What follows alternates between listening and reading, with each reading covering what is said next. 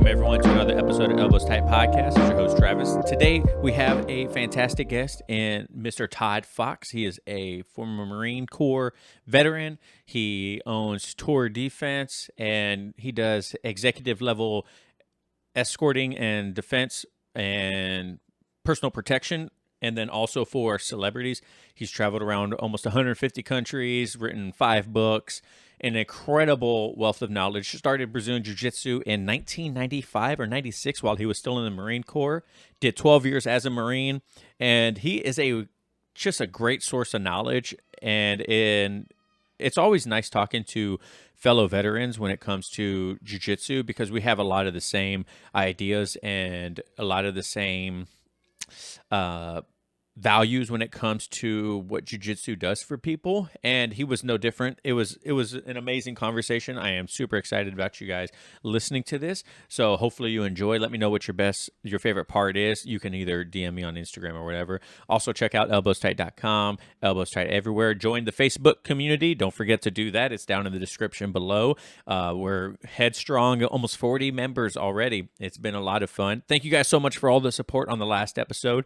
It is crushing it right now in analytics. That means you guys are enjoying it. Hopefully you're sharing it with people. So thank you for that. If you haven't listened, go listen to that one after this one. And yeah, let me know what you guys think. So without any further ado, here is a word from our sponsors and then Todd.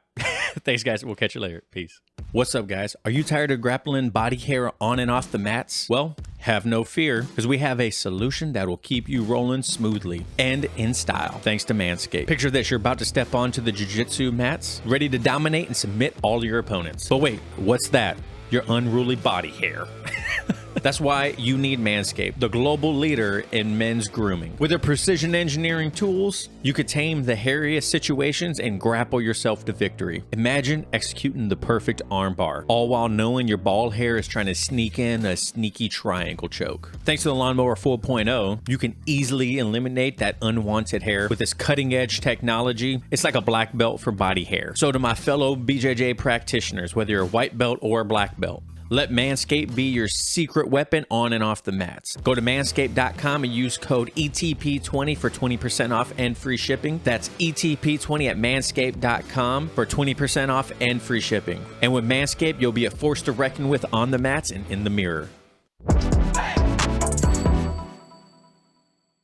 All right, everyone. Welcome to another episode. I probably just said this in the intro, but I don't know how else to start these recordings for the interview. So today we have Todd Fox. How you doing today, Todd? What's happening, Travis? I am doing great. It's a beautiful sunny day. I live up in Washington State right now, and for the next maybe 2.5 months, we probably won't get much rain. So we've been trying to enjoy it as much as possible. Where are you at right now? You said you're in the EU? Yeah, I'm in the European Union right now. We've been in Europe for a few months and getting ready to wrap things up over here and head back to the States, thankfully. You've been there for a few months? Several months, yeah. Oh, wow. By the time I get home, it'll be 4 months. Oh, wow. So do you ever travel back home during this, or are you there like the entire time? No. We're forward the entire time. And, wow. The break that we get is when we come back to the States, and then I'll be there for a few weeks and then gone again. So that's the lifestyle. Is 4 months the longest stint that you've done in a while, or have you done longer? No, I mean, pre-COVID, 4 months is a pretty normal rotation. Oh, okay. COVID obviously stopped things for a lot of people and a lot of businesses, but 3 to 4 months is average. Oh, wow. So, what are you doing in the EU? You work. You have the company. What is it called? I'm drawing a blank right now. So it's got a few names because the business does different types of security, okay. Whether it's entertainers or if it's high net worth individuals, very wealthy people, or if it's governmental bodies. But basically, people refer to us by the website name, which is Tour Protection. Right. So they call us Tour Protection. The website's tourprotection.com. So normally, depending on what it is, we're doing either short tasks, which are, a few days to a few weeks. But then if we're doing something that is like long-term relationships with certain clients, we may spend 6 months, in a foreign country. So it just depends on what the task is. So how do people get in contact with you? Or is it just word of mouth, or is it like there's like that black card that you have to have in order to contact you? Like, how does it work? Yeah, that black card, that the Amex version is called the Centurion card that doesn't have a limit. And so if you want to contact me, make sure you have your Centurion card in hand. Um, no, although all of our clients have those, but no, our business is 100% word of mouth. So Okay. we don't advertise. We don't, there's no ad out there saying, "Hey, hire us," because the people that are looking for guys like us, they don't want to. Uh, Come in cold and not know the person, not know who they are, not know what their company is, not know what their history is. And as I'm sure you know, you can give somebody a piece of paper full of lies and it doesn't really tell you a lot about them. So what they do is they go to other managers, other agents, other entertainers, other dignitaries, other governmental bodies and say, "Hey, do you know these guys?" They, "Yeah, they're great," or "They suck," whatever their opinion is. And if they need what we do and they like the style that we do it in and we come to an agreement on price, then we're there. So you started this company in 1999 while you were still in the Marine Corps, right? How did Yes, sir. that whole start? And obviously, you mentioned word of mouth. How did you start building the clientele when you didn't have any clientele? Um, it's kind of a weird way, and it wasn't intentional in terms of who I ended up building the largest clientele with. But while I was in the Marine Corps, I was fighting in no holds barred, and I was training different people, and I was training out at Hickson's in LA, and they had a lot of actors and directors and Hmm. producers and all kinds of people, some of which are people that are well known in the jiu-jitsu community now, like Guy Ritchie and Sean Patrick Flannery and those dudes who train with me. But they would come through, and a lot of them would end up going on vacation or doing business down in Mexico. And I'm a Spanish speaker. So, with my military background, my fighting background, my language skills, they're like, "Hey, can you come down here and set this up for us and help us with X, Y, and Z?" And that's kind of how it got its start. And then I kind of rolled one into two, two into three, three into five, five, and it just Fibonacci sequence just kept kind of Right. growing. And so now about 80% of our business is entertainment and 20% is kind of a blend of executives and dignitaries. So you mentioned in there that you were doing jujitsu at Hickson's place. You started jujitsu 95, 96 era. What was it Exactly. like back then, right? You were on recruiting duty. You were Mhm. right next to Hickson's school, right? You go in there. Did you have the typical Marine mindset of like, man, I'm going to go in here. I've been doing the Marine Corps combat. I know exactly what I'm doing. And then you went in there and got humbled. 100%. So I was in St. Louis, where I'm from, and a guy named Rodrigo Vaghi opened up a gym next to the recruiting office, and I mean side by side, like Hmm. not a couple blocks down, but like next door. And one of the other recruiters, this Gunny had gone over there and made a relationship with him and said, "You got to go over there and try." And at the time, I was fighting. Like bare knuckle karate, and I was teaching karate at night, and I was winning stuff. And then, as you know, in the Marine Corps, we have smokers, so we're boxing and beating the hell out Hmm. of each other, and I was doing good at all of that stuff, and had a lot of street experience. Um, so my thought was exactly as you had noted, which is I'm going to go in here and I'm going to own these dudes. I'm just going to smash them up and show them what it's about. And I went in, and the first day I watched a little bit, and basically Rodrigo, invited me to come back and train. When I came back to train, I asked if he was ready to go, and he's like, "Poor buddy, not with me, with my guys." And so at the time, I know this is kind of weird for people that do jujitsu now to hear, but at the time, a blue belt was a deity. A blue belt was like crazy, and he was a black belt already. He got his black belt at Umaita. He was teaching there in Brazil, and then had moved to St. Louis, and so my first go was with a white belt, and I'm like, oh my god, they give me this like 16, 17-year-old kid who's 150 pounds, and I'm just gonna smash him. And I took him down, and then like I don't, probably 20, 30 seconds, this kid's choking me, and I didn't realize what a triangle choke was. So he's like, bam, and I'm like, oh, I tap. I'm like, oh, something happened. I just made a mistake, some silly error, Right. and I went back. We're rolling again, and maybe 45 seconds later, a minute later, bam, he smashes me again with a triangle. And at this point it's like I'm trying to understand what happened, but I've never seen this before, so I can't process how this little kid with his legs just choked me almost unconscious. And so that was the beginning of my experience, and I would say that lasted for a couple months, and then a couple months of kind of breaking even, and then eventually starting to dominate. But it's humbling. Humbling is probably not even the appropriate adjective because it's soul crushing. Right. When you're a man and you cannot defend yourself, there's nothing you can do, and this kid's toying with you. And you don't understand how it happened, so you can't really correct it right away. It takes time. Yeah. So I talked to Gustavo Dantes, and we messaged on Instagram after my interview came out with him. And one of my questions was, common misconceptions when jujitsu, especially in the 90s. And it sounds like one, he says it wasn't super professional back in the day either. It was more along the lines of you show up, get your ass kicked, and leave. You know what I mean? What were Listen, some? there were none, no, there was zero professionalism. My this is true, and you can fact check me with everything I say, but especially this. At the time that I went in, Rodrigo had a fish tank in the very front of the gym. And in that fish tank was what they called a snake, I think a snakehead fish. And it would eat piranhas, and he would drop mice in it every day and eat mice. And this Oh is wow. where, like, it didn't have any control over the top, so kids could stick their hand down. Or, I mean, it was like, it didn't care. People would come in and they would like be aggressive, or they would be like, hey man, they kind of look aggressive, and hey man, I want to check this out, and they'd just not smile at him, and he'd be like, okay buddy, let's go. And then it would be like the guy just gets passed out and choked out, and guys would get their arms snapped, and like there was no concern about liability and lawsuits. And so in terms of saying professional, it would be the antithesis of professional. There was zero concern, zero structure. I think Gustavo is a super nice dude. I like Gustavo a lot. I think he probably was nicer than my coach was at that time. And my coach is not a dumb man. He's a smart man, but he just didn't give a shit. He really didn't care. Right. And he brought kind of the Brazilian attitude in fighting to the U.S. without an understanding for laws or liability. It just, anything goes, man. That's crazy to me hearing that too. And also you mentioned that like belts back then were a scarcity. Like there wasn't very many blue belts and purple belts. How long after you started jujitsu did you get promoted to blue?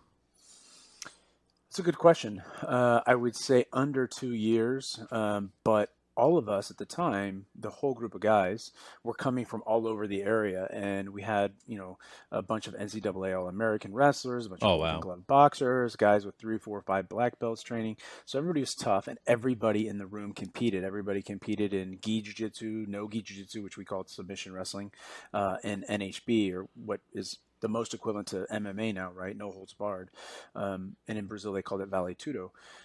So at the time, everybody was training hard, everybody was competing, everybody was young, everybody was fit. And so people kind of really earned their belts. And even though it took, say, 2 years to get to blue belt, and maybe another 2 years to get to purple, it was really well earned. Very different than today. Very, very different. Is that something you're concerned about, especially as someone that started so long ago, the watering down of jiu-jitsu? I know that's kind of like a hot topic lately, is the watering down of jiu-jitsu. Yeah, I think there's definitely a watering down of jujitsu. Like people skip past the basics, and they know how to do all kinds Preach. of crazy stuff, and they can do inverted movements, but they can't do basic closed guard movements. So it's definitely changed. But jujitsu as a whole, I think, there's a lot more people doing it. People are able to grow much faster because think about access, and I've talked to people about this before, but at the time that I started jiu-jitsu, there was no YouTube. People just started getting emails at that time. That was like the era where normal average everyday human was like, oh, I got to get this AOL account. um, and so you had no jujitsu. And then at the time, 96 or 7 or whatever it was, when the VHS, Gracie in Action stuff started coming out, people could watch that. But it wasn't interactive, and it wasn't super detailed the way things are now. So information is flowing freely, which means that for people that are voracious consumers of details surrounding jiu-jitsu and who can figure out how to synthesize or amalgamate data where they can actually put it into use, it makes sense why they would grow quicker. The only problem is that I think it's less useful as a whole today than it was back then. Back then, I think most of the people training could do gi, no gi, and MMA, or no holds barred. I think you see less of that now. Guys are getting more specific games. Hmm. At the time, we didn't have personal trainers for fighters. We didn't have dietitians for fighters. Guys weren't getting stem cell injections. Guys weren't doing what you see now in IBJJF, which is, Winstrol and growth hormone and Yeah. testosterone and all these cocktails. I'm not saying that that wasn't available, but it just wasn't the norm at the time. And I don't even know whether that's good or bad. It's just a different time. So I probably don't have much of a dog in the fight of was it better then or is it better now. I think jiu-jitsu is growing in some components or facets. Jiu-jitsu is getting much better, and you can learn or see a lot more. But in other ones, people are getting lost in the shuffle, and there's too much, and they can't process it because they're not taking down this path of growth, right? So I can see both sides to it. I wouldn't fight over any of it. I mean, in my side, for the guys that are around me, we're going to take it step by step still. We're going to look at it. We're going to analyze it, see how it fits into our game, try it for a little while. If it doesn't fit, get rid of it. We bring something else new in. So that's my particular take on What was instruction like when you first started versus it. now? Obviously, we Yeah. talked about like you didn't smile at your professor, so you were getting choked unconscious. Like, what was the whole class like? So we had what they call technique classes on Monday, Wednesday, and Friday, and Tuesday, Thursday, and Saturday were sparring. And the way that it worked out was Monday, Wednesday, and Friday. What would happen is you'd come in and you do a 30 to 45-minute warm up, and then after you got done with it, I mean, just ridiculous. At the end of the warm up, when you're smoked, is when now you start training. And so the next phase would be like 100 arm bars from the mount, 100 arm Oh bars my from the gosh. guard, 100 triangles, or whatever. And then when that was done, he would show a technique, one technique, and one variation to that technique, and that was like a 90-minute window. So it was much more simple, much more basic. But the difference was that everybody in the room could apply the basic techniques very well under pressure, right? And when you look at techniques and training and all this stuff, it really comes down to, can you do it under pressure? Are you Mhm. pressure testing it? Not just, looking at the move, knowing the move, and drilling it with somebody who's almost limp on you. And at the time, everybody could do it, literally everybody. So we didn't do much, but what we did do, we were very good at. It's I notice nowadays that ecological uh, testing or ecological training kind of has been taken forefront. Josh McKinney calls it designated winner. Greg Souter calls it the ecological way, right? So it's where you have the designated winner. Someone is doing the technique, and then you slowly ramp up the intensity, right? To, like you mentioned, pressure test it. That way, if being a bad uke and you're just going limp arm on people isn't going to help anyone, right? Was I've never heard of anyone really talk about. Was there anything similar to that, back in the late '90s, early 2000s, or was it kind of like you mentioned, just lots of reps and then go into Yeah, spar? I like Josh, and I agree with a lot of what he's saying. It wasn't defined. A lot of moves, you have to understand, didn't have names. People knew Right. how to do things, but they didn't call them specific names. And another thing that happened is like designated winner. Yeah, we did designated winner. Let me explain how it happens. You go with a guy smaller than you who's not athletic, and you're going slower, and you're trying these moves with less resistance, and you're getting what you are going after. You go with the guy kind of medium, you're getting a little bit more Ah, resistance, and he's a medium level. You go so that exact thing played out. It just played out in a different way, but that's the same as designated winner. It's just not with one person, and we're agreeing to do it this way. It's a designated winner with people at lower skill levels, lower physical abilities, less willpower, and that's how it naturally unfolded. So I can't say that what Josh is talking about not only didn't happen, maybe the way he's doing it now cuts off some time, it shaves off some time, and it's more intentional. But of course that happened. That's how people get better. yeah. It's super interesting for me too because we were definitely more our academy. We started brand new. I think Cody was the highest ranking person when we first opened the academy. He was a 4 stripe blue belt. Everyone else was white belts. And it reminds me of like when people talk about blue belts back in the day. We were so brand new to it. We saw a guy with like 1 stripe on his white belt, and he would smash us. Like it was just like, and he was like a 17-year-old kid, right?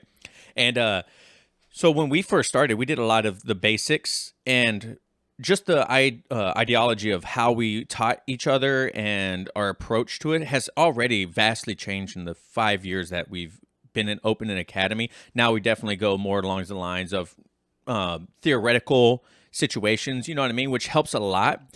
But I feel like when it comes to teaching concepts and theories and stuff like that, there is a point where I still feel like you need a base understanding of jujitsu in order to even understand the most basic concept. You know what I mean? Like, and that's where I would love to get your opinion on it. Like beginners classes or something like that. Like, do you agree with people going through like a beginners class, or kind of just throwing them in with Gen Pop and just straight into a normal class? No, first of all, people in jiu-jitsu, we talk collectively as if everybody learns the same way. And the Right. truth of the matter is, no human learns the exact same way. There are humans that are more inclined visually, kinesthetically, auditorily. And so that person also puts those pieces together in a certain way, right? And so in my realm, we do a lot of work with information. What we do is we collect data points, and then we put those data points together, and that creates information. And then we attach the pieces of information and things that give context to it, and that creates intelligence. And then we use that intelligence to drive our decisions. So our decisions based on intelligence, not just random ideas. So the same thing has to happen in jiu-jitsu. So I have to understand where the danger can come from before I start defending against it, or before I start attacking. I have to know, where your weaknesses are, where my strengths are, how do I exploit your weaknesses while utilizing my strengths.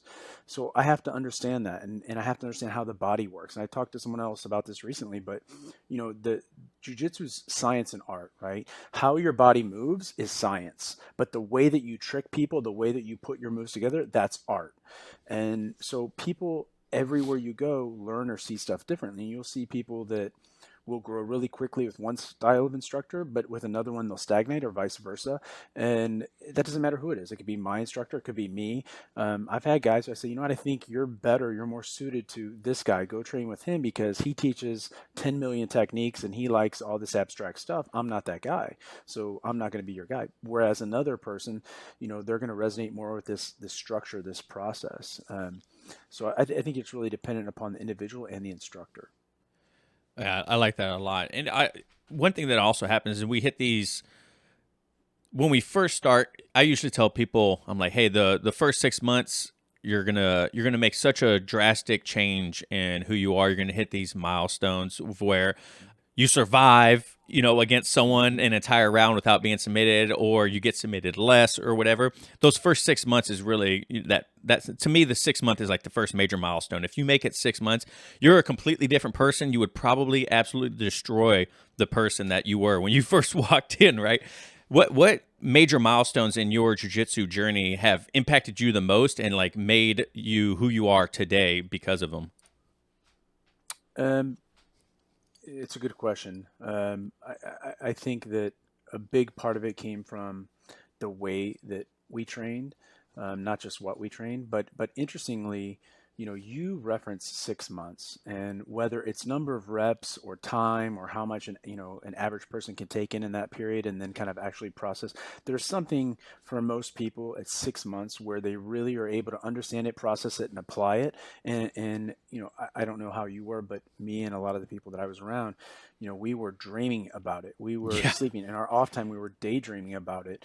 And that went on for more than 6 months. But at 6 months, it's really a kind of a critical period. And like you said, if you look at your former self 6 months earlier, you would just play with that person.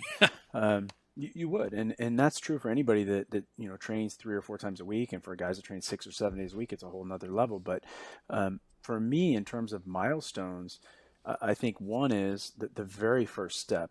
The very first step was the hardest one by far for me. To be good at something, to be recognized, to be respected in a realm, and in a realm of tough guys, and then go into a room and get played with by a kid. I couldn't wrap my head around this. So the first thing, was fixing my head. Like, okay, you got to keep going back and taking this until you figure out what that magic is, and you can apply that magic to him.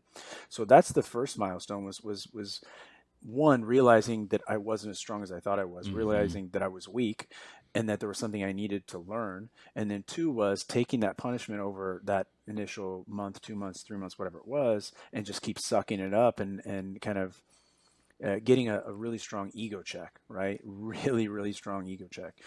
And then the next one was like, I can endure more physical pain than I thought. Then the next one is, I can actually not have to worry about this guy. Now I'm going to start going after this guy. I'm not just defending, but I'm attacking. And then the next one is like, I have an expectation of myself that I'm not going to let anybody beat me.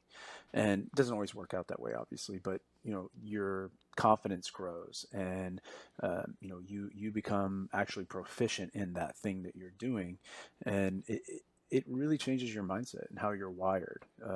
In my case, and all the guys that came up with me, they're very, very strong guys mentally. Yeah, I think you have to be mentally strong to do jujitsu, because if you're not, you're not going to last. We face so much adversity, and just every single time we walk through the door, you have to build that mental fortitude. You have to be able to understand, like you mentioned, you're going to suck. No matter who you are before you walk in that door, it doesn't matter, because you're a completely different person when you step on the mats.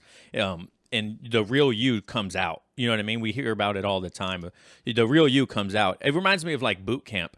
When I went to boot camp, I stepped off the after getting yelled at by someone I thought was an officer, who was just like a E5, who was yelling at me in my face to go get lined up inside boot camp. And I was like, it was a rude awakening. I was like, man, I am freaking no one to these people. It doesn't matter who I was the second I got on that bus or I got off that plane. Once I got into boot camp, it was like, you're no one. They completely broke me down. I never cried as an adult until I went to boot camp.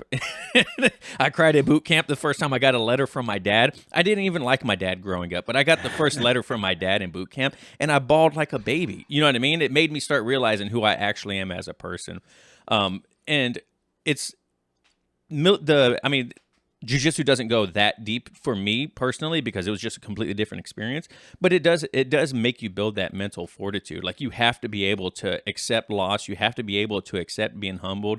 The 16-year-old kid smashing you. We have a 16-year-old girl that's a blue belt, and she like absolutely destroys me all the time, still till this day. You know what I mean? Like, as a Marine, what was harder, getting the ego check when you went to boot camp, or when you walked into the doors of jiu-jitsu?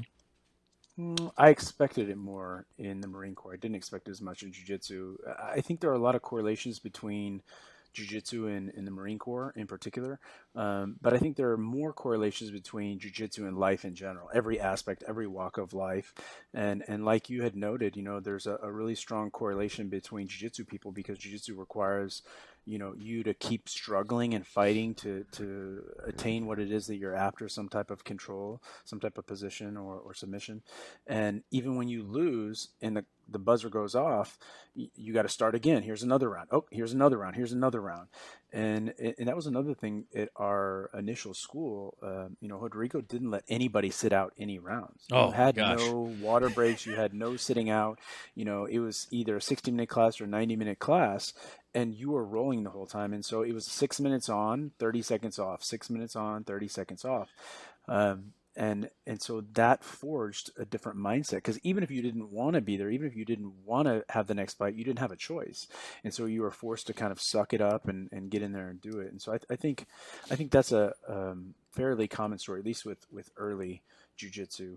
But I think jujitsu has more life lessons. Marine Corps is a little bit more intense in the short term, but life lessons, I see correlations in everything, literally everything.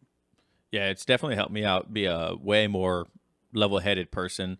I just talked about this to, I don't remember who, maybe I was on my someone else's podcast, but before jiu-jitsu, I would have road rage. People cut me off in lines or whatever. I would be so hot-headed.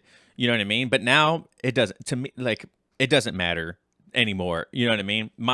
Like Jocko talks about it, if I were to be in a situation where I would have to fight someone or something like that, my first instinct is to not get in the fight. It's just to get away as as fast as possible. Especially nowadays, people are crazy. You see it all the time. Like, Yeah. people are not. You don't even know who Yeah. trains anymore, because it's so Yeah. popular. Yeah, we're And getting back to action consequence, what you're talking about right now, right? Like, you realize there's a consequence for you doing something, and you yep, realize how bad it can be, and you think through it and don't do it.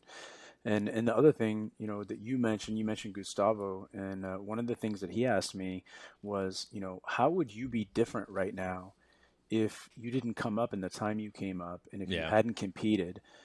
And I thought for a second to answer his question. I didn't just immediately answer. I thought for a second, thought, I would be a completely different human if I didn't train during the era that I did, and in particular, if I didn't compete.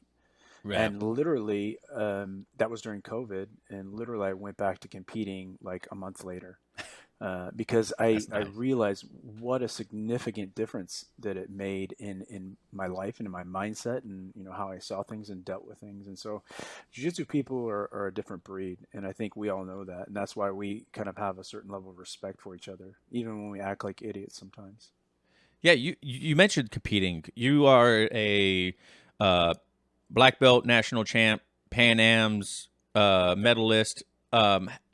Competing at such a high level, could you go a little bit deeper into what it does for your mindset as a person and in your line of duty? Yeah, a big part of what we do is we deal with problems. We try to prevent them. Just like in jiu-jitsu, you don't want them to get into certain positions. And so a big part of my job in the protection realm is to create all these plans and create this structure to prevent a bad thing from happening. And then if it does start to happen, to leave, to evacuate.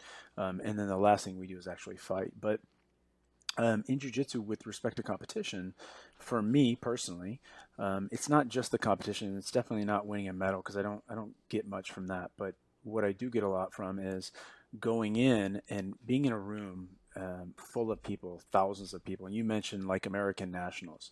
I'm going to compete in American nationals as a black belt. I've got 50, 60, 70, 80 guys, whatever it is in my division.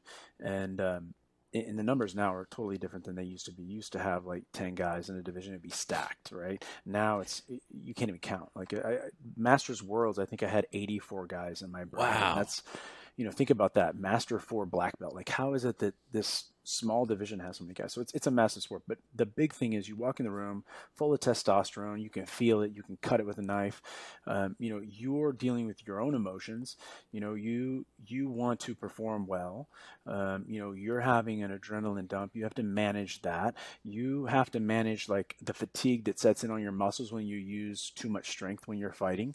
And we tend to make people better than they are. You're going with a guy and you have this expectation that he's this monster that has these special skills, and the reality is, they don't. They're just another human. They're just another body. But you have to learn how to manage those emotions. You have to know when to warm up. If you warm up too soon, you start warming up early, you're going to be tired, fatigued from it. If you don't warm up early enough, you're going to blow your lungs out right away in the first match. Managing your breathing, managing how you're thinking before the fight, managing how you're thinking during the fight, managing what level of resistance you give to certain things, how much pressure you put in certain areas, knowing that maybe you have 3 or 4 more fights after that one.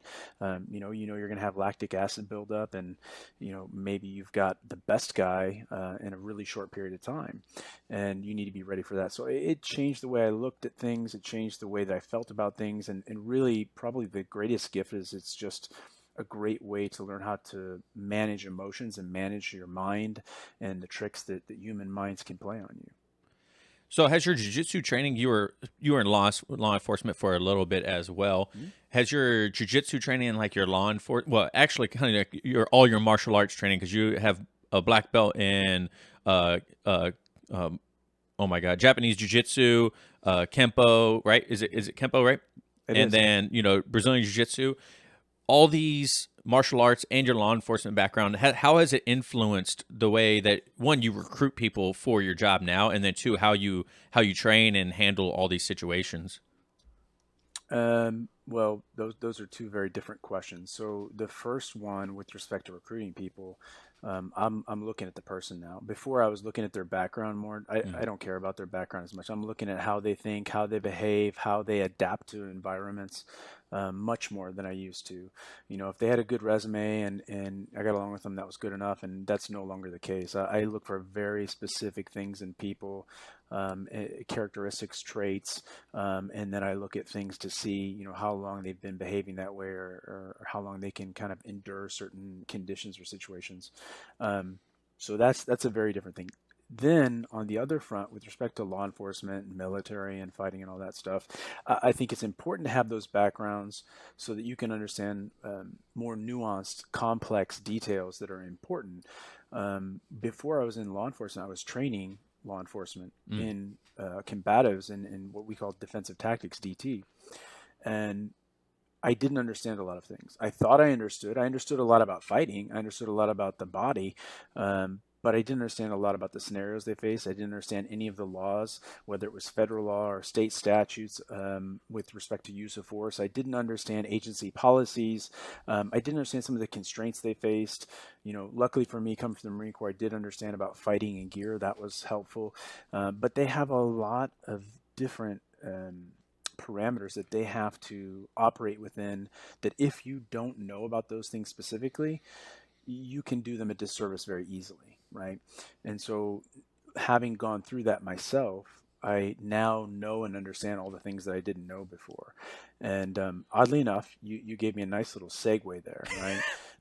I have a book that's coming out this summer, and it's called Underpinning. And Underpinning looks at exactly those things. So if I'm a black belt in jiu-jitsu and I've never been a Leo before, it gives me all the tools, all the Mm. things that I need to understand in order to be of service to Leos in a good way, right? It gives us all the stuff we don't learn in jiu-jitsu about what a cop has to deal with on the street, and it's really important.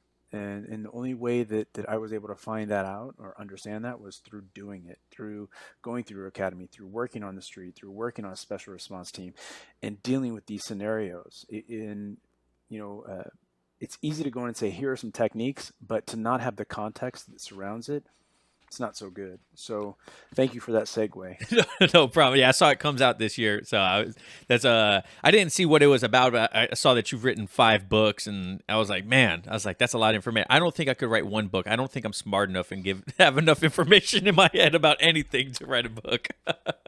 What's funny is that anybody can do it if they want to do it. Number one, just like jujitsu. And the weird thing, just like jujitsu, is you take a piece of information and you build on it, and you take another piece of information that's connecting, you build on it, and then you have this thing that is a collection of information in a specific realm that you can present, and hopefully, if you do it right and if the right people buy it, you can enrich somebody's life or make their lives a little bit better, a little bit easier. Yeah, I was like, I do a lot of research on podcasting, marketing, and stuff like that, obviously, because I'm trying to build this podcast and stuff. But one thing they talk about is like offering people, like a free ebook or something like that. And I was like, man, I could maybe you're kind of like inspiring me. Maybe I can write a small like 50-page ebook or something like Man, that, man. Like, I think you should. I really do, and I think you should. If there's something that that the average person doesn't know, which there is, you helping other people kind of get to that level where you're at, you're shortcutting it for them by giving them the key variables that they need to understand in the equation.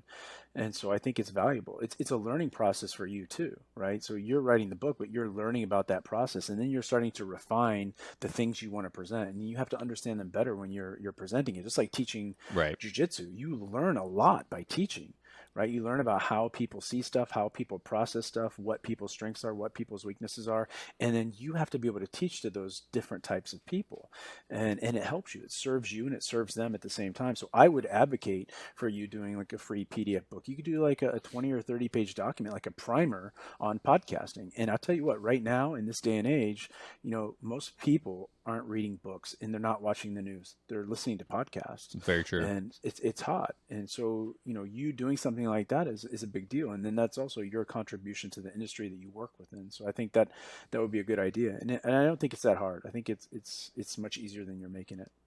Well, thanks, Todd. I appreciate that. Everyone at home, be on the lookout for Travis's book. But Yeah. I Hey, kind of want to I'm jump in. back to your law enforcement about jujitsu and law enforcement. How do you feel about seeing? I mean, they're everywhere now. People training law enforcement and whatnot that have never done law enforcement. How do you feel about that? Kind of most famously Gracie combatives or whatnot. Yeah. Obviously, Henner's never been a cop, but I'm sure he has a Yeah. lot of influence from other police officers. How do you feel about non-police officers teaching police officers and stuff like this? Well, I think that they can teach people something. I think jujitsu is a valuable tool. The problem is that the connecting parts are missing. So you can teach them the thing, but then it's on that person, on that cop who does understand the nuances to try to find a way to adapt it for that specific environment, right? Each agency has their own general orders, right? The agency policies, which gives them guidelines and defines kind of which types of force are appropriate for specific situations. And then you have laws and cases that will determine what is objectively reasonable based on the totality of the circumstances. And without understanding it, not just from a legal perspective, but from a day-to-day perspective, what happens? What am I going to have to do? How am I going to go hands-on? When can I go hands-on? What are the physical indicators? What situations am I likely to be in? Okay, I know that I got to put handcuffs on somebody. I know that I got to put them in a patrol car. Is it going to be me alone? Is it going to be 10 of them? Is it going to be, me and a partner and one of them? Am I going to be, in a rural environment and I'm dealing with grass and gravel? Am I going to be on a city street with concrete and bricks and things like that? Am I going to be going through glass windows? And am I going to be, am I fighting on the side of the highway because I'm highway patrol? I think those factors are really significant. And the problem is, and I'm not saying guys that are black belts in jiu-jitsu can't teach cops. I think they can. I think they should. I just think they need to be more informed than they are. I think that will be a better service for law enforcement. And what I'm saying is it will help them to provide a service that is immediately actionable for the end user, which is the street cop, right? When you think about it, most jiu-jitsu guys, and this is not everybody, because we both served and we know that things are different in the service than they are in the civilian world. But most people are not training jiu-jitsu on concrete, number one. Number two, most people, when they're training jiu-jitsu, are not training with a partner who's trying to kill them, literally. Very true. Who, by the way, just came out of prison and has been lifting weights for the last 10 years and dealing with violent, aggressive people. Most people that we're dealing with on the mats, right, when we get to a certain point, like let's say unconscious, they stop, they let go. If we tap, they let go. That's not how it works on the street. Most of the time when we're training in jiu-jitsu, even MMA, we're not wearing a 30 or 40 or 50 pound kit. Yeah. We don't have all these obstructions. We don't have all this extra weight. We don't have all these features that snag on things. When you don't include that in the training, when that's omitted from training, you have a lot of areas where certain moves won't work, where things will get stuck, and it doesn't translate well. And I know it's not a popular thing to say because every jiu-jitsu black belt will say, no, this is it, and I know because I do this. Like, that's great. I appreciate your opinion, but you've never done the job, and you don't clearly understand these nuances. And the problem is you don't know what you don't know. Yep. Much like the day that I walked into a jiu-jitsu school where I didn't know jiu-jitsu, and I thought I was going to go in there and do this stuff. It's the same exact situation. Then I walk in and I'm like, oh shit, there's a lot I don't know. And now I got to start learning all these other things. And so I think jiu-jitsu is huge. I think it's great for law enforcement. I think it's the best martial art for law enforcement. I think it answers a lot of problems. I think the way that it's getting taught is not optimal. And I think that the book will shed some light on the areas that the instructors need to understand. And I would hope that it helps law enforcement as a whole.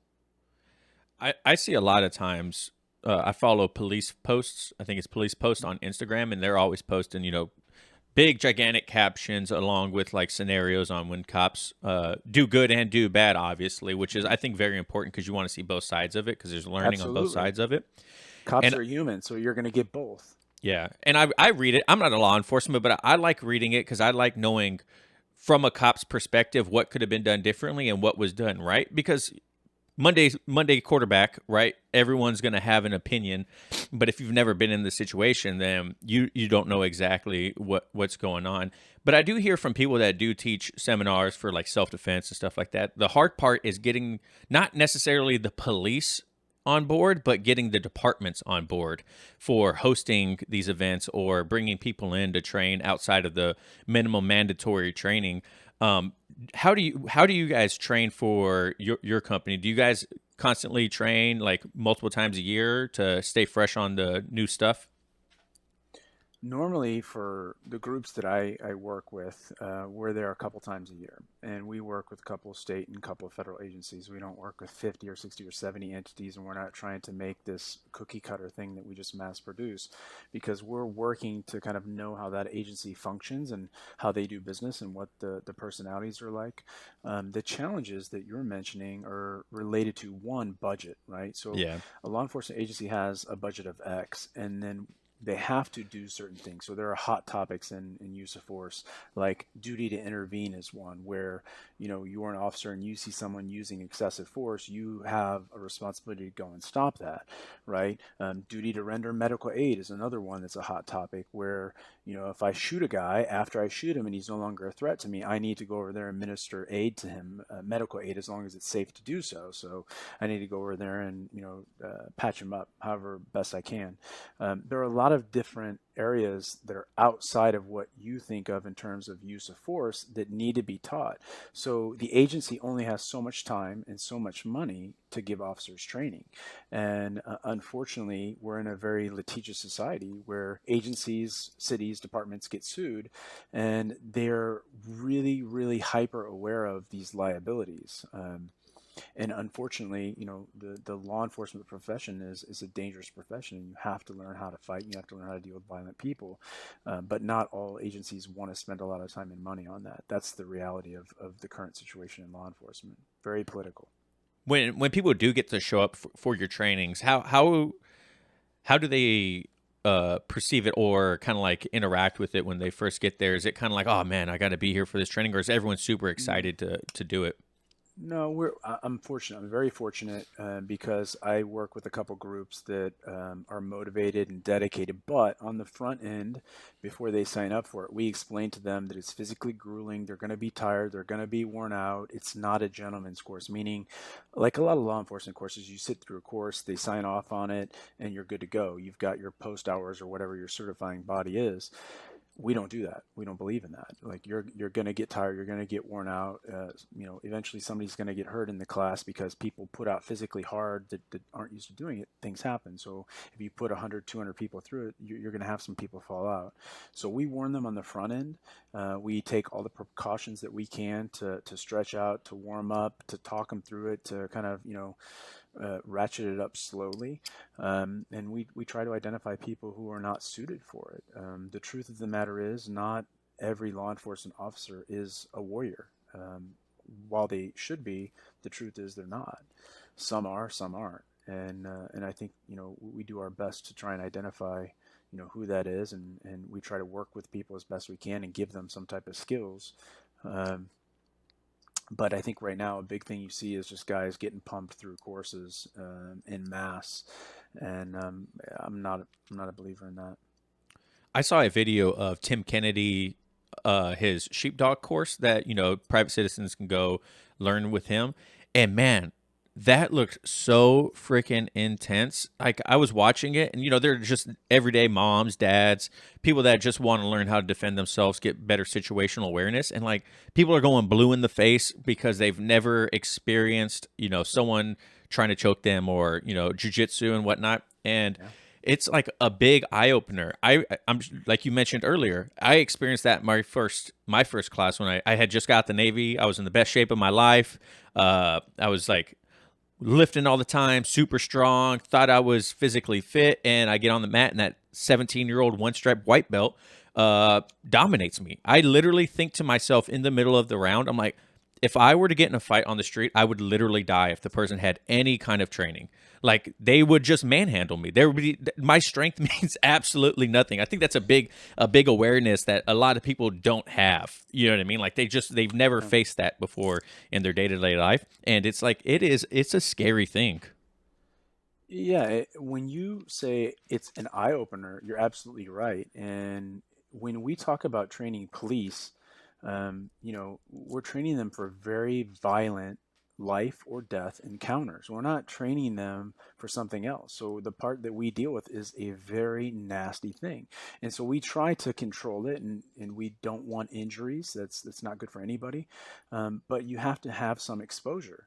You don't want to have your first exposure to this on the street. You want the first exposure in training with people who are not going to let it get, hopefully, to that degree. But think about this. Imagine if I said, hey, I want to be a UFC champion.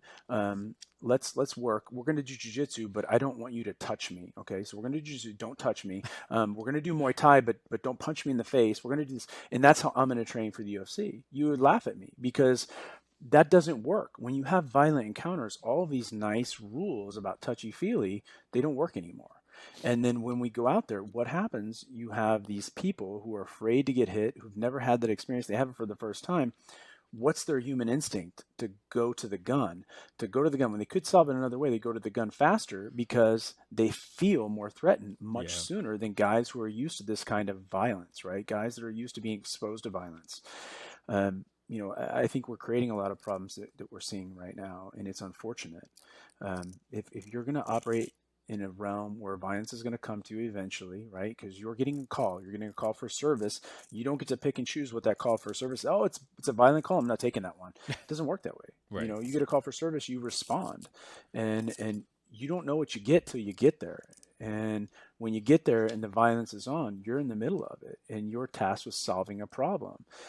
That means you have to survive first. So you have to survive the violent encounter, and then you have to figure out a way to thrive or win that fight. The only way to do that, in my estimate, is through training, and hard training, smart training, doing it the way things work in the environments that things typically happen in. And in my experience personally, I haven't found a lot of street fights happen on mats. I haven't found that they happen in gis or even in MMA type gear. Nobody wears gloves. It's not realistic. So we take precautions, but we also have to train some of that stuff away because it creates these training scars that don't help me. They don't help the officer. And a lot of people today, they're so PC, they don't want to say the truth. They're afraid of hurting their business. They're afraid of hurting their agency or their relationship with an agency. And that's the truth. The truth is that we need to start training for what it is that the officers are facing, and training in a way that prepares them for success. That's the bottom line. Yeah, you mentioned it in there, and one of my previous guest, Aaron Janetti, he does like self defense stuff, Mm-hmm. knife concepts, Mm-hmm. and he mentions police officers or really anyone, you don't rise to the occasion, you fall to your basic your training, right? So if you're always Yeah. training pulling your gun, then in a high stress, like you mentioned, high stressful situation, that's going to be the first thing you fall back on. You mentioned that jujitsu is probably the best martial art for law enforcement. What do you think about jujitsu makes it the best for law enforcement? In my opinion, the reason that jiu-jitsu is the best for law enforcement is that it works very well starting soft, and it goes the full scale, right? So you can go from soft, empty hand techniques all the way to lethal force, literally the full gamut, right? Jiu-jitsu has all of those solutions in it. So it's not just hard striking, right? You can deal with people, you can manipulate people, and you can literally change where they're standing or where they're sitting or how they're moving with soft open hand techniques. That's great. And at the same time, if you're dealing with somebody in a circumstance that it would be justified to use lethal force, and that's what you choose to use as a level of force, you have the ability to do that. So I don't think that that's true with a lot of martial arts. Hard styles, which I love and respect, Muay Thai, I absolutely love Muay Thai, but that's not the best. It's a great accoutrement, something to accompany, but it's not the best art in my opinion because it doesn't scale that full spectrum the way that jiu-jitsu does. So that's my opinion. And when you talk about Aaron, for example, Aaron starts really slow with simple concepts, and they drill those simple concepts, and then they change the environment, and then they add a little speed to it. And so the way that I'm talking about training is similar to the way that he's doing it, right? Very similar. So Aaron, another good guy. The references that you have for these podcasts are really good guys. I like all of them. I appreciate that. I try to I try to make sure that I vet the people that come on the show as much as possible because like you mentioned, anyone could put anything on a piece of paper or send you an Instagram message saying, "Hey, this is my accolades," and you're like, Yeah, then you do some research, and you're like, I can't find anything on this person, and so you kind of have to yeah, take their word for it. But like, luckily, a lot of people have like yourself. Aaron, Gustavo, all these people have a lot of background and history within the community, so it's nice talking to them because it's no one wants to bring someone on and you're like talking to them and jiu-jitsu guys know you're like I don't really know if this guy knows what he's wait a talking second. about. It's like rolling with a fake black belt. You're like, I don't really know if this is good. And then in my 5th year is where I got my orange belt. What? Yeah, so but one topic that I talked about previously too is like chokes versus joints, and I would love, or joint locks, I would love to know your opinion because you know obviously law enforcement protection, stuff like that. Do you prefer when you're applying jujitsu, whether on or off the mats, do you prefer joint locks or chokes? Well, let me back up because you're going to get people all worked up over this. So in law enforcement, they are not permitted to do chokes. They have vascular neck restraints, Hmm. and with compression and without compression. So they talk about it differently. The big thing obviously is blood versus air, right? So you can hold somebody without choking them or without applying a neck restraint. Where you hold it will depend on if it's an airway choke or if it's blood restriction. So you have to make those distinctions now. You can't talk about it without doing that when you talk about law enforcement. But clearly, the most effective is going to be some type of neck restraint, right? Because what you're going to do is you're going to shut off the computer, and then there's no long-term damage if you apply it appropriately, right, for the appropriate amount of time. With joint locks, when you're dealing with people on bath salts and PCP and things like that, they're not going to stop the fight. Maybe you can use it to control them or to get them going into a specific direction, but it's not going to stop the fight. I've had many situations where people's arms were bent 90 degrees the wrong way Oof. and they didn't stop fighting. Now, I'm sure the next day that didn't feel good, or the next week or month or whatever, but it didn't stop them from fighting. If they don't feel pain, that doesn't really help. Like I said, it works for guiding people, for moving people, for manipulating the body. But in terms of what we would consider like a submission or to get people to stop moving or doing something, it's not the best option, unfortunately. So is that go for you like when you're actually jiu-jitsu versus jiu-jitsu? Like what's your A game when it comes to rolling? Uh, Not law enforcement. Not law Uh, enforcement. We're we're gonna go talking ahead and about cut this completely talk. different. We're talking about jujitsu. Talk about pure Uh, jiu-jitsu here. Yes. yeah, my game's heavily focused on chokes. Oh, okay. Heavily focused on chokes. Because I believe in them and I know they work because they worked for me in tournaments. They worked for me, in MMA. They worked for me on the street. They've worked over and over and over again. And so, when you have a high degree of success in multiple environments, it wouldn't make sense for me to discard those things. Those are the best tools that I found in fighting. Yeah, it chokes are great. I prefer I probably because I suck at chokes. Like I used to have a pretty good darce, you know what I mean? But like uh as a bigger guy, the Kimura is like always there for me, right? Because I can kind of like just force it if I need to. But John, my old co-host, he talked about like when we first started jiu-jitsu, he didn't know what a blood choke was. He thought everything was airway. So he got put in a rear naked choke and he's like, that's fine. I'll just hold my breath for a while until the person lets go. And then he started seeing stars. He's like, oh, I better tap. And he realized like, what's going on here, right? Like it's like I'm yeah, Surprise. surprised. Like that's not actually how it works. So, but but no, yeah, I definitely like joints, joint locks, not joints. Jesus, don't say that. I work for the government. Yeah, that was Freudian slip there, wasn't it? No, man, I like joint locks. And, it was crazy to see. I did a poll and like most people agree chokes are the way to go. And the thing I always talk about or hear is I think Hickson said it is there's no tough, or Helio said it, there's no tough guy. Alio Yep. said it. There's no Yeah. tough guys when it comes to a choke. You know what I mean? Like everyone goes out. So Alio said a lot of really simple things that seem like common sense, but apparently were not. And he was right. He was really, really right about all of those things. And it takes a small guy to know that, right? When that's the only real option that you have, you learn very quickly that that's going to be your go-to. So I think that's the case. Now, for example, you talk about Kimuras. Kimura has an advantage in a lot of different scenarios, namely cuffing, because that's kind Hmm. of the arm behind the back for cuffing. And then there are some weapon retention techniques where a Kimura is really good, where people are fighting you for a gun. So there are points in time and these points of transition that's a great technique, and you utilize the body control of joint locks. It's just not applied the same way as it is in jiu-jitsu with respect to a submission and getting a tap, because when you talk about street context, there's no tapping. It doesn't work that way, right? So either you have them restrained with flex cuffs or cuffs or something like that, um, or you have to render them unconscious if it's legally justified. When it comes to all your martial arts that you have besides jujitsu, which one has influenced you the most in your life, besides jujitsu?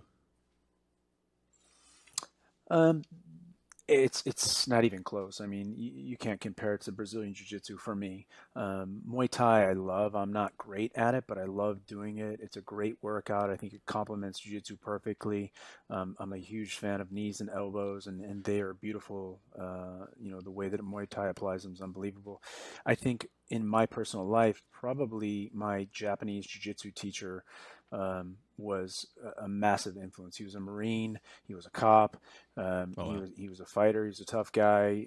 Very straightforward, very no nonsense, common sense approach. So I was more probably influenced by his style of teaching and his example in terms of leading in life than the art. But in terms of the art and the content, I think jujitsu's at the very top by far. What do you think, dealing with working with so many celebrities? We see a lot in the jiu-jitsu community about, X, Y, and celebrity got their blue belt, purple belt, Mm-hmm. or whatever.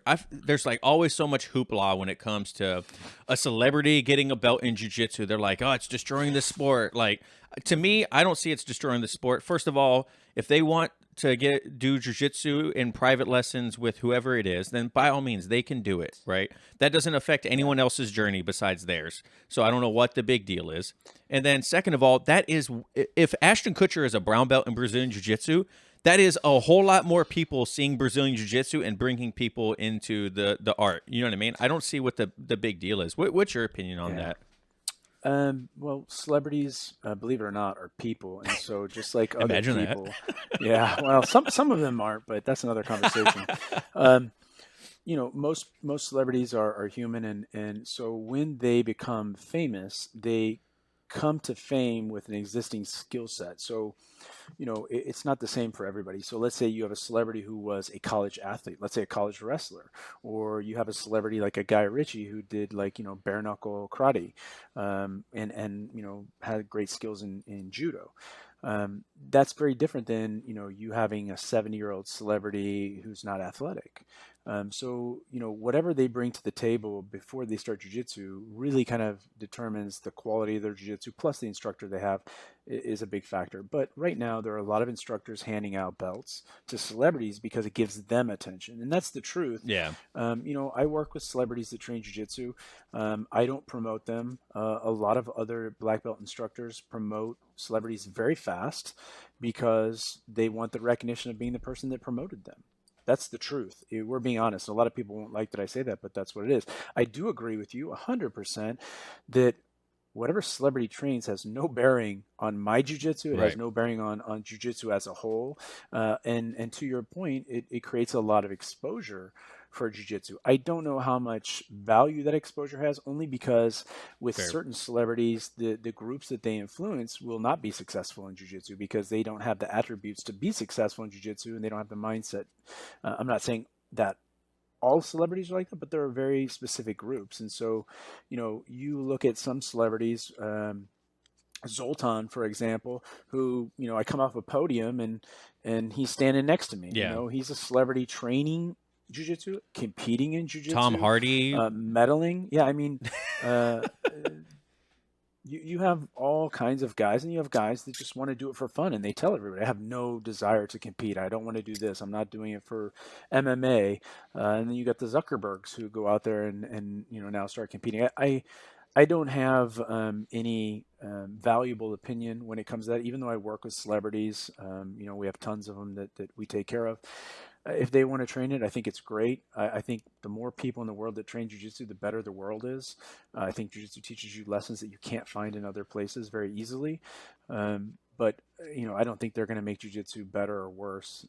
Maybe give it a little light, and maybe a few extra people get into it because of them. But the main trend that I see is you see instructors who don't spend a lot of time with their students, and then all of a sudden they get this celebrity, and they hold them up like show and tell, and they want to Yeah. tell everybody about everything they're doing with that. And then the guys they've been with, for 5 or 10 or 15 or 20 years, they don't do anything for. So um, that's my only kind of gripe about the celebrities in jiu-jitsu is really not them, it's the instructors. My 2 cents. No, I appreciate it. And like I said, like you probably have one, you've been doing jiu-jitsu forever. So like I've only been doing it, a fifth of the time you've been doing jiu-jitsu. So it's good hearing, even though you say it's not valuable. I think it's a very valuable, especially because you interact with a lot of people and you've experienced with a lot of different people. So don't I think that was great. So, but what I was going to ask also is when you got out of the Marine Corps in 2004, you had been doing it for what, 12 years, almost 12 years, Yeah. or Yeah. what was I the do more deciding and more. Yeah. what was the deciding factor to finally separate? Money. Money. Yeah, I mean, at the end of the day, what I got an offer, and this was in 2000, and it was, hey, you're ending active service, so your EAS date's coming up. Do you want to go to work for us? And I said yes, and it was like 20 something years ago, 6-figure gig, and I did the math on it, like, okay, if I retire from the Marine Corps and I only get this, I don't get basic allowance for housing or subsistence, and I don't get cost of living allowance, I don't get any of this stuff, I only get this, like, if I did this for 5 years, I'd basically make the same amount, and I've been doing it now for 20 something years. But I did the math. I loved the Marine Corps. Marine Corps did great things for me. I got to have very, very diverse experiences in the Marine Corps, from cooking and washing dishes to doing counter narcotics operations with JTF 6, to being a motion picture liaison, to being a recruiter, to working with service records for people that did bad shit.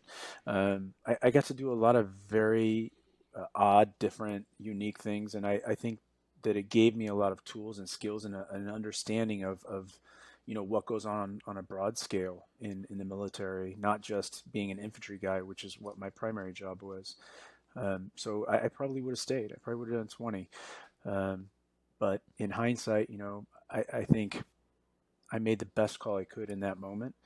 And there are times where I miss the camaraderie of the Yeah. Marine Corps, and the trust factor in the Marine Corps, and the moments that you have with those guys. Entertainment is nothing like it. You're going to fly around in private jets. Last night I was flying with a handful of people on a 747, a private 747. We got to where we were going, and then it was jumping into a helicopter, flying to the next location. Then jumping in a Mercedes and going to the next. So you have these things, and you're staying in 5-star hotels, and you're traveling around the world, but it's void of some of those experiences that people have in the military, and I wish that I could have both, and the reality is you simply can't. What was it like going to PSD and you're sitting there and they hand you your DD 214 to review to make sure everything matches? You got all your awards, your stuff. You sign it and then you walk out and it's the end. What was that like? Because I know it was like for I me. Yeah, well, it's a love hate, right? Right. So First and foremost, the admin guys that did mine, I know you guys had yeoman, we had admin 0151s, and the admin guy that did mine, did the best that he could with what he had, but a lot of my stuff was wrong, and it still is, and it's not important enough for me to change because I have the documentation on the other stuff, but a lot of my stuff's wrong, and I was just in a hurry to get out the door, as most people are, like, Right. yeah, you want to go, yeah, check, check, Yeah. check, like, yeah, okay, let's go. I don't have time for revisions, right? So like, I don't want a 215. Just let's do this DD 215 one time and move. But I knew that it was a pivotal point, and I realized I love the Marine Corps, but I thought what was on the horizon was a better opportunity for me, and I didn't think the Marine Corps could provide much more than it already had because I got a lot in that 12 years.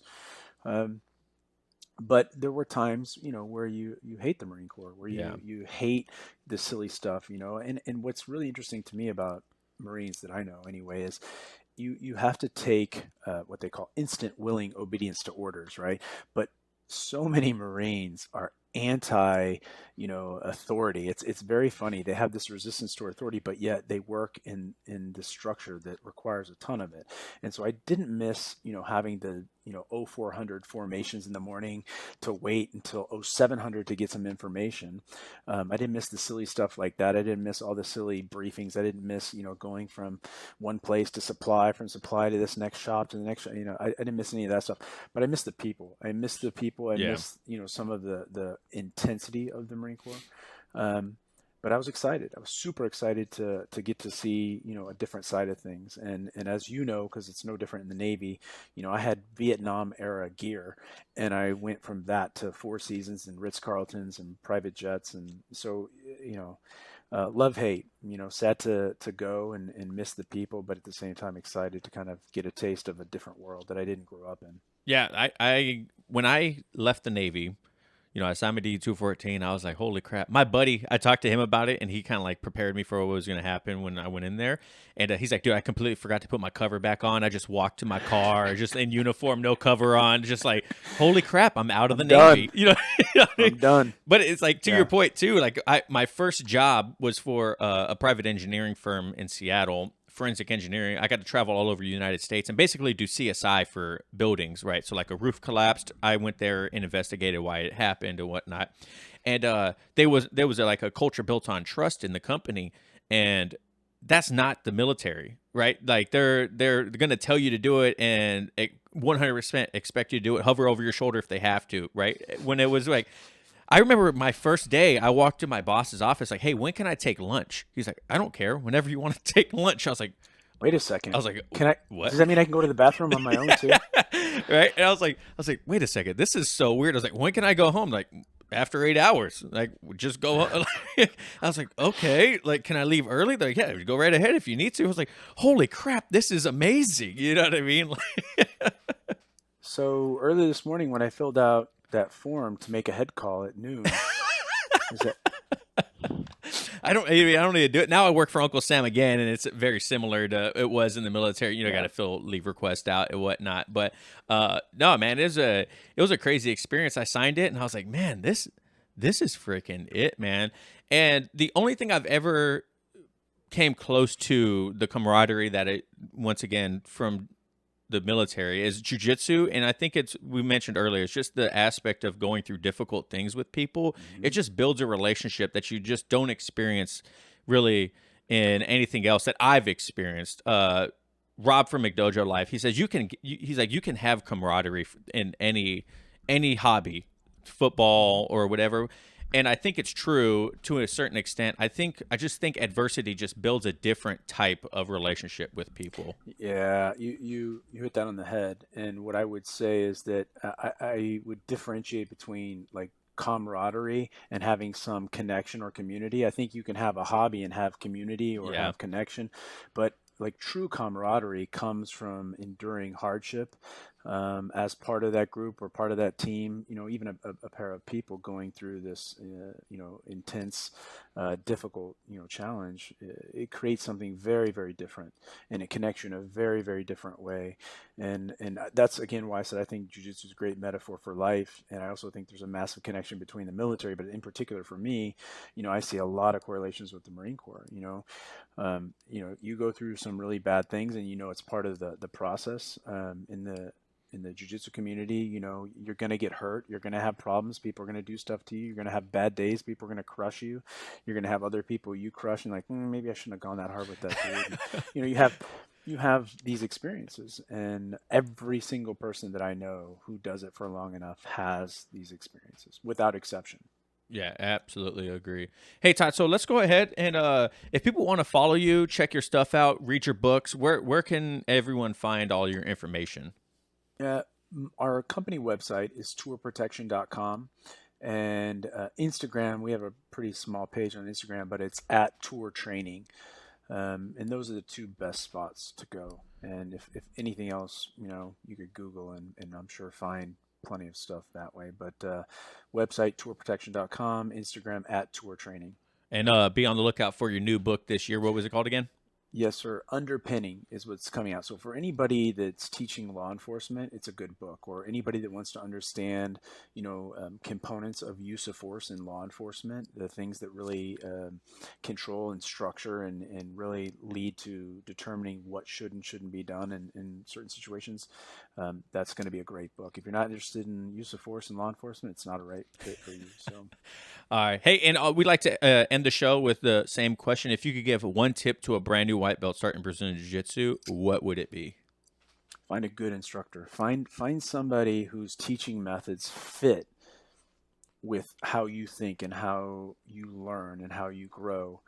Your brain is your primary weapon, so if they can't convey it to you in your head first, you're never going to be very good physically. You have to understand it. It's not just doing repetitions alone. So finding the right person and finding somebody that teaches in a way that you can digest and then apply, that's to me critical. Perfect. Well, Todd, I want to thank you so much for coming on the show today, man. This was a fantastic conversation. I love especially talking with fellow veterans and hearing your experiences through the military and how everyone pretty much does the same thing. So thank you very much, man, for coming on the show today. Thank you. I appreciate you having me. Yeah, absolutely. So, hey, guys, thank you so much for listening and watching at home. Be sure to go check out Todd. All his stuff is going to be down below. Check us out, Elbows Tight everywhere. And remember, no oil checks here. Later.